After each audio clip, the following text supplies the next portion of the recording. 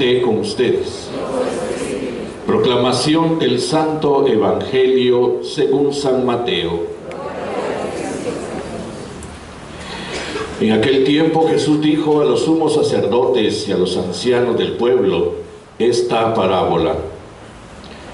Había una vez un propietario que plantó un viñedo, lo rodeó con una cerca, cavó un lagar en él, construyó una torre para el vigilante y luego lo alquiló a unos viñadores y se fue de viaje. Llegado el tiempo de la vendimia, envió a sus criados para pedir su parte de los frutos a los viñadores. Pero estos se apoderaron de los criados, golpearon a uno, mataron a otro y a otro más lo apedrearon. Envió de nuevo a otros criados en mayor número que los primeros y los trataron del mismo modo. Por último les mandó a su propio hijo pensando: a mi hijo lo respetarán. Pero cuando los viñadores lo vieron, se dijeron unos a otros: este es el heredero, vamos a matarlo y nos quedaremos con su herencia. Le echaron mano, lo sacaron del viñedo y lo mataron.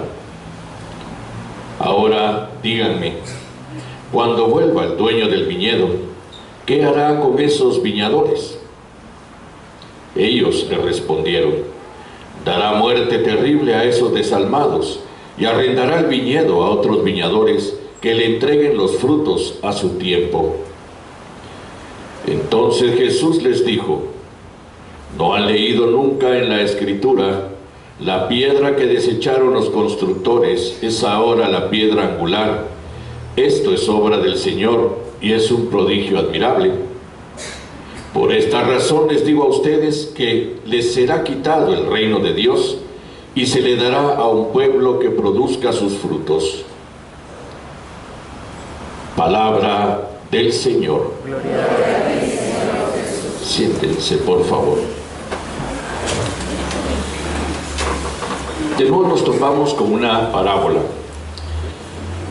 Los interlocutores son los escribas y fariseos a quienes Jesús les dirige esta parábola para luego interrogarlos sobre ella, igual que lo hizo hace 8 días con la parábola de los 2 hijos. Ahora es una cosa mucho más delicada todavía. Es precisamente cómo desde ese confiar en su pueblo, Dios no ha recibido la respuesta que su pueblo debió darle. Claro que históricamente esto está ligado a la actitud que tuvieron las autoridades religiosas y civiles de Israel con respecto de Jesús y cómo han cerrado la posibilidad del conocimiento del reino de Dios anunciado por Jesús, su Mesías, en medio de ellos, porque no han querido reconocerlo, no se han abierto al don del reino. Y si no se abren al don del reino, pueden ser muy religiosos, pueden ser muy cumplidores de sus normas, pueden ser muy cumplidores de sus liturgias, pero no darán nunca fruto. Y el que no da fruto, entonces no responde a las intenciones de Dios. Y por eso mismo, históricamente Jesús hace una acusación al pueblo de Israel. Es el pueblo al que se le ha confiado la viña del Señor para que dé frutos, y hasta ahora no los ha dado. Pero también tenemos que ubicarnos en nosotros mismos. Sería muy fácil quedarnos en que Jesús aquí acusa a los judíos, al pueblo hebreo, pero también sigue acusando al mundo, sigue acusando incluso a la misma iglesia sobre dar frutos.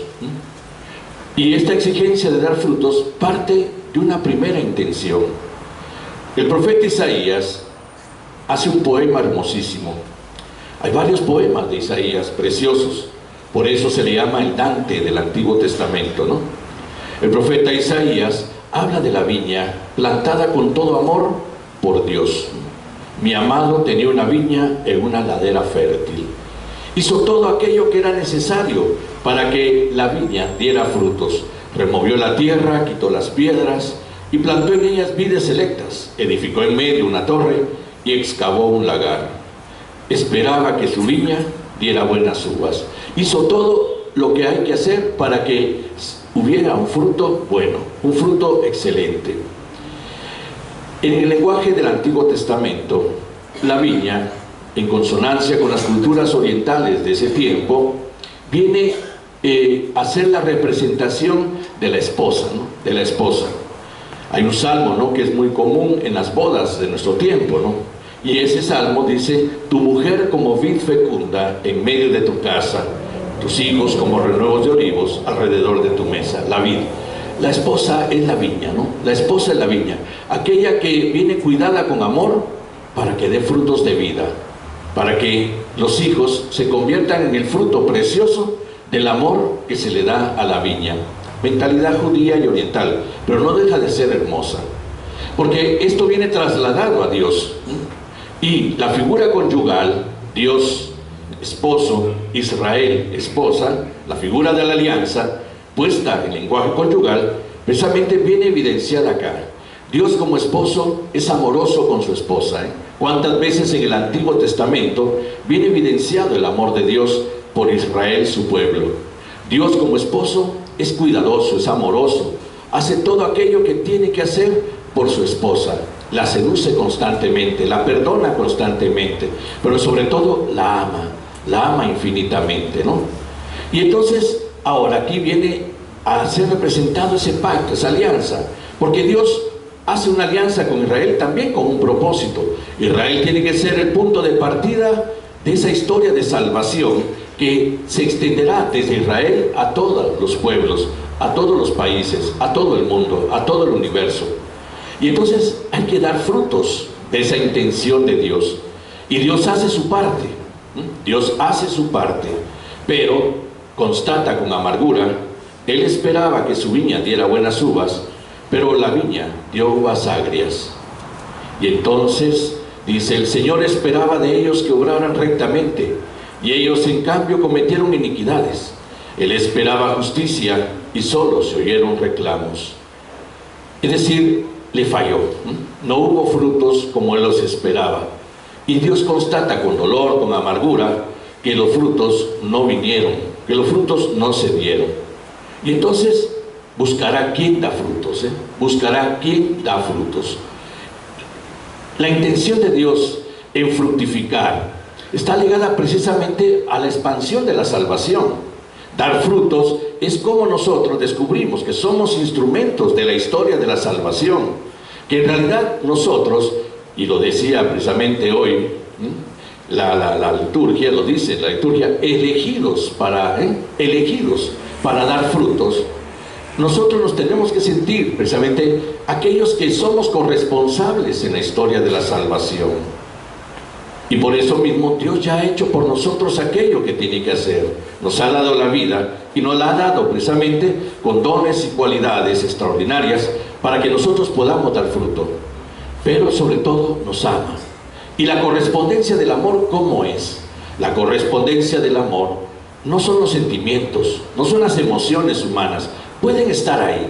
El problema es que hemos hecho una religión sentimentalista, una religión de emociones, y creemos que ahí desbordamos el amor a Dios. No, nada que ver. La respuesta al amor de Dios la dice el mismo Jesús: el que me ama cumplirá mi palabra. El que me ama cumplirá mi palabra, la vivirá, dará frutos desde esa palabra. La eficacia de la palabra que construye el reino de Dios. Y el reino de Dios, precisamente ligado a la eficacia de la palabra, se expande. Pero ¿cómo se hace esa eficacia de la palabra? Con nuestra conducta, con nuestra forma de ser. Si el Señor esperaba de nosotros obrar rectamente, ahí está la forma de corresponderle a su amor. Si Él esperaba en cambio de nosotros la justicia, ahí está precisamente la respuesta que damos a Dios. El que me ama cumplirá mi palabra, la hará acto, la hará acción, la hará vida y dará frutos. Frutos de buenas obras, frutos de justicia, dice el profeta Isaías acá. Pero Dios se ha sentido decepcionado de su pueblo porque no los dio. El ambiente aquí es el ambiente del exilio. Y sobre todo, Isaías no está acusando al pueblo, ni Dios tampoco está acusando a su pueblo. Le está dando a entender las razones por las cuales están en el exilio. Están viviendo esa experiencia esclavizante, esa experiencia humillante, de abandono, de soledad, porque han dejado a Dios a un lado, Han dejado a Dios a un lado. Y viven entonces ese vacío que se experimenta precisamente en el dolor de haber sido deportados a un pueblo extranjero, en donde ni siquiera pueden cantar cantos de Sión. Acordémonos del Salmo, ¿no? Junto a los canales de Babilonia nos sentábamos a cantar cantos de Sión, la nostalgia del pueblo perdido, la nostalgia de la religión que no se puede ejercer, ¿no? Y por eso mismo Isaías le recuerda, pero ustedes lo quisieron así. Él esperaba de ustedes buenas obras, y ustedes en cambio respondieron con iniquidades, con crímenes, quiere decir de verdad la palabra. Él esperaba de ustedes la justicia, y en cambio el pueblo vive reclamándole a Dios la falta de justicia. No nos pintamos nosotros en nuestro tiempo de la misma forma. Y entonces, esperanza, ¿no? Dios nunca va a quitar la esperanza a su pueblo. Isaías abre la posibilidad para que su pueblo comprenda que es el pueblo amado de Dios, es el pueblo de la alianza, es el pueblo, llamémoslo así, con el que Dios se ha desposado y seguirá amándolo. Pero el pueblo había decidido a su tiempo marginar a Dios. Y esto nos pone delante también de la actualidad de la parábola de Jesús. Hay una frase que puede pasar desapercibida, pero es la más dramática tal vez, ¿no? Dice, por último les mandó a su propio hijo pensando, a mi hijo lo respetarán. Pero cuando los viñadores lo vieron, se dijeron unos a otros, este es el heredero, vamos a matarlo y nos quedaremos con su herencia. Matarlo, ¿no? Matar a Dios. Vamos a matar la idea de Dios. Vamos a matar la presencia de Dios. Vamos a matar a Dios. Y entonces, eso, ¿no? La muerte de Dios, como dice un teólogo de nuestro tiempo, Antonio Págola, dice, la muerte de Dios no será otra cosa que la misma muerte del hombre.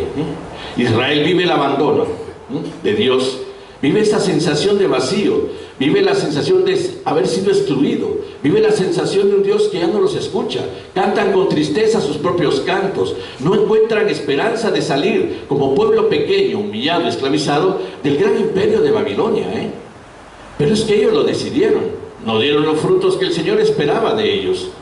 Nuestro tiempo puede hablar de lo mismo, puede hablar de lo mismo.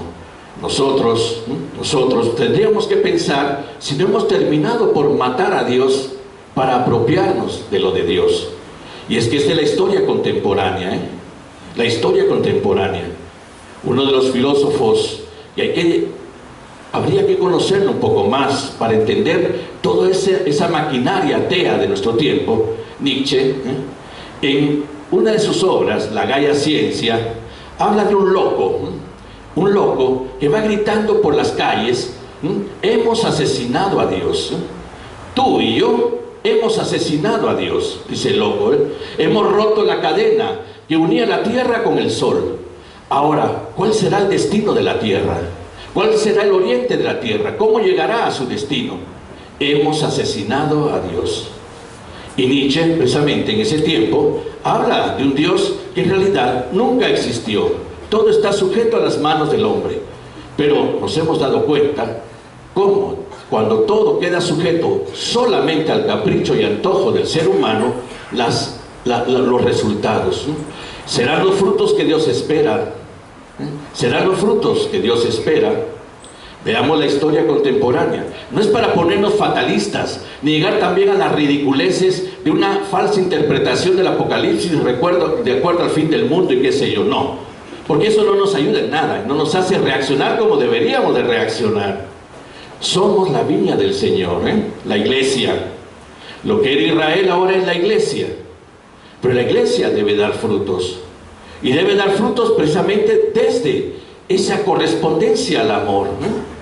La iglesia es amada infinitamente. San Pablo, como insiste, en un Cristo que ama a su iglesia, la cuida, sobre todo volviendo precisamente a la figura conyugal, invita a los esposos a figurarse en la relación entre Cristo y su iglesia.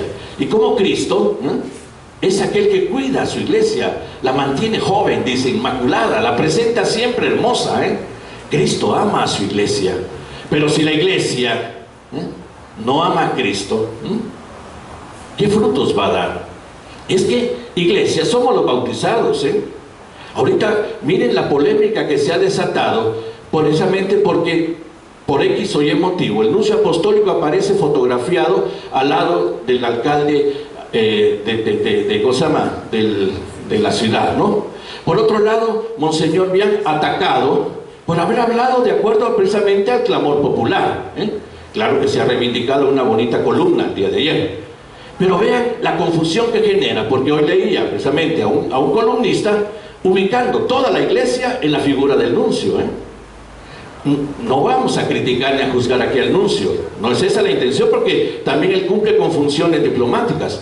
Pero vean, la figura de la iglesia que se presenta a veces debería de ser precisamente una figura que esté de acuerdo a las intenciones por la cual somos la viña del Señor, que Él cuida,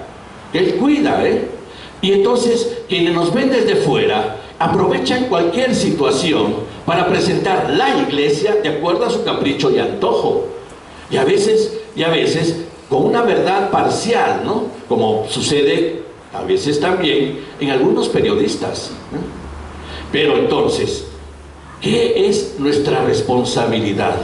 Nosotros presentamos los frutos de la justicia, los frutos de la paz, porque esa es nuestra responsabilidad cuando sensibilizados, convencidos del amor de Dios que nos cuida, correspondemos al amor de Dios. ¿Cómo? Con la única forma que evidencia Jesús: el que me ama cumplirá mi palabra. Por lo tanto, tiene a Dios en todos sus actos, tiene a Dios en todo su quehacer, se orienta desde la sabiduría divina para actuar en medio del mundo. Y esa es la razón de ser de los cristianos, esa es la razón de ser de la iglesia. Pero también la figura de iglesia que se ha presentado muchas veces en la historia no ha sido la adecuada. ¿Por qué? Porque si no, no saldrían personas como Nietzsche, que al final de cuentas, ante la falta de testimonio, mata a Dios. Da a entender que Dios ha sido asesinado por los mismos que deberían de haberlo amado, por los mismos de aquellos que deberían de haber correspondido a su amor, y no lo hicieron. Y no lo hicieron. Entonces, hay un examen de conciencia acá de mi condición cristiana.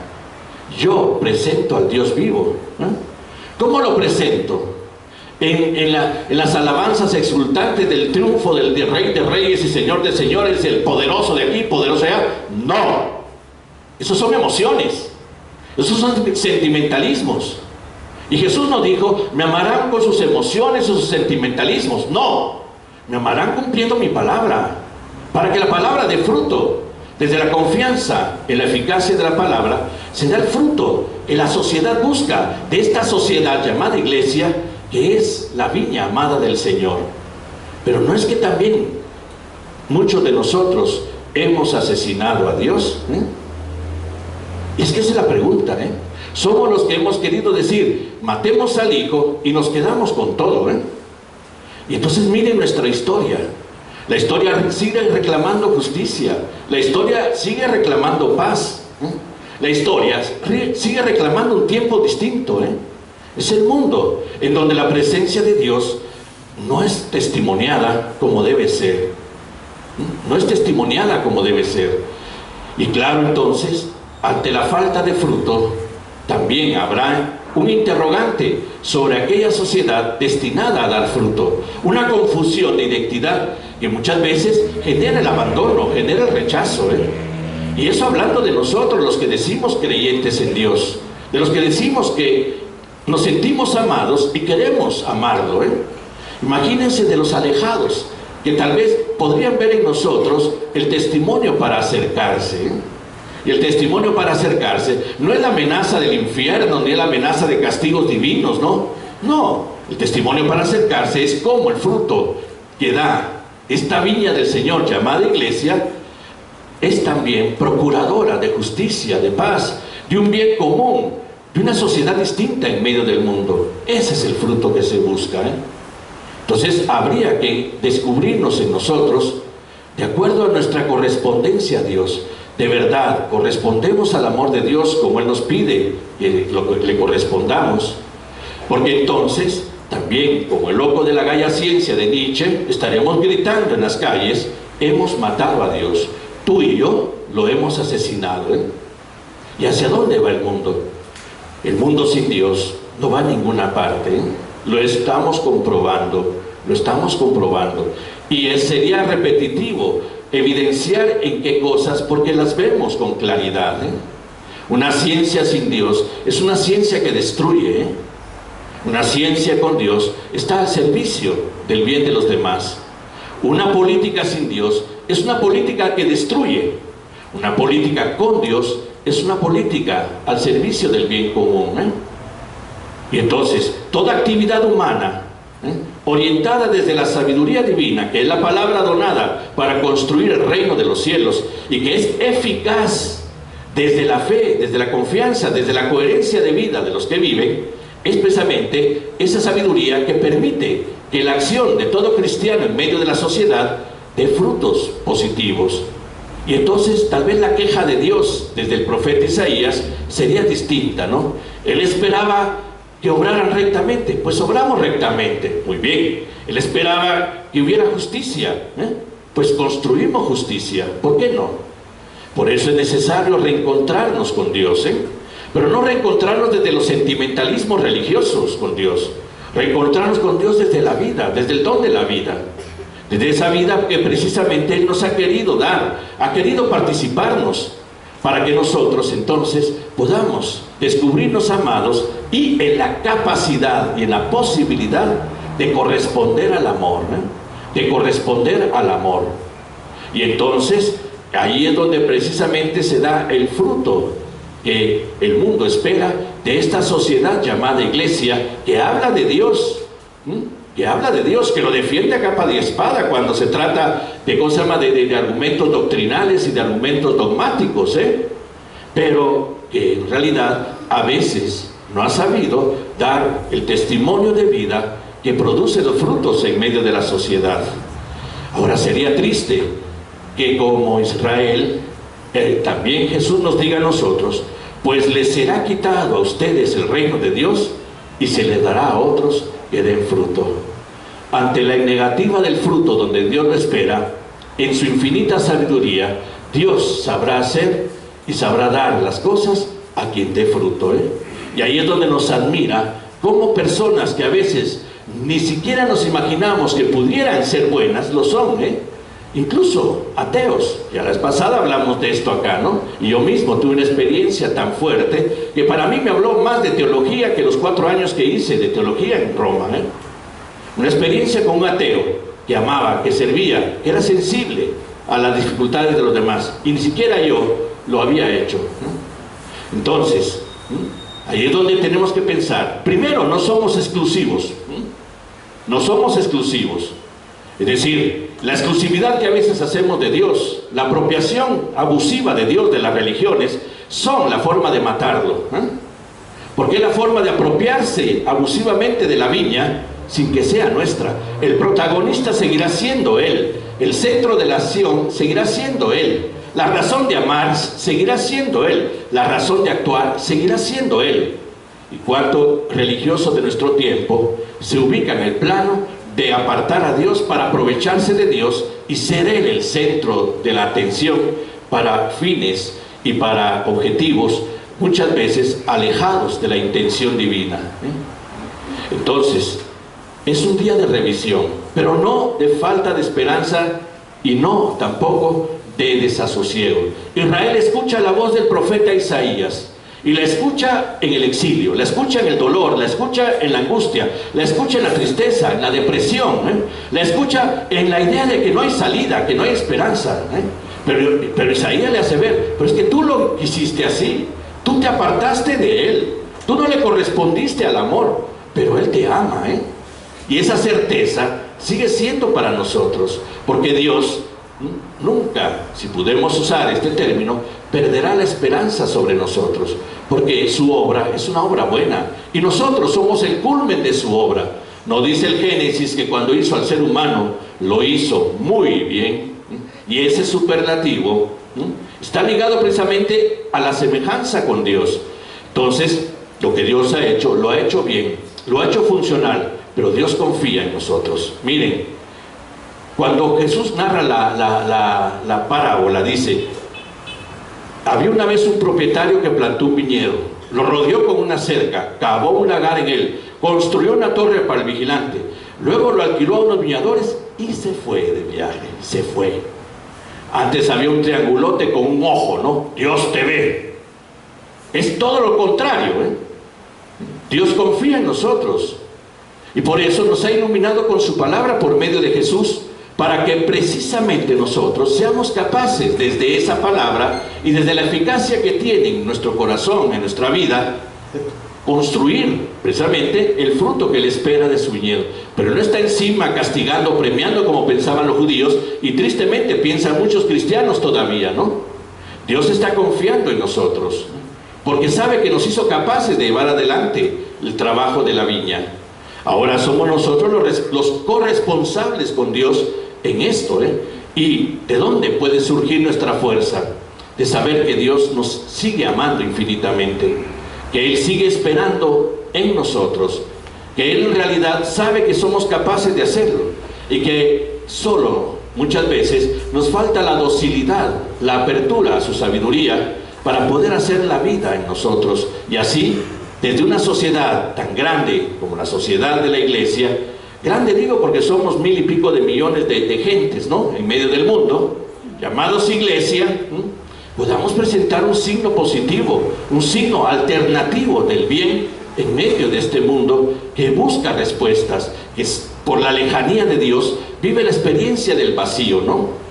Tantos filósofos de principio de siglo, tanto ateos como creyentes, evidencian esto, ¿no?, como un drama de nuestro tiempo, un drama de nuestro tiempo.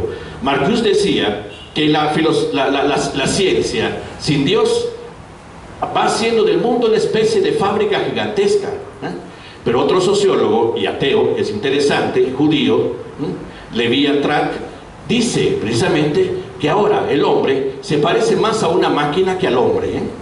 Porque ha perdido la capacidad del asombro, del sentimiento, de la correspondencia, y más bien se ha mecanizado de tal forma que ha perdido el espíritu, y es un ateo, que ha perdido el espíritu que ha recibido para llevar adelante la conclusión de una historia distinta.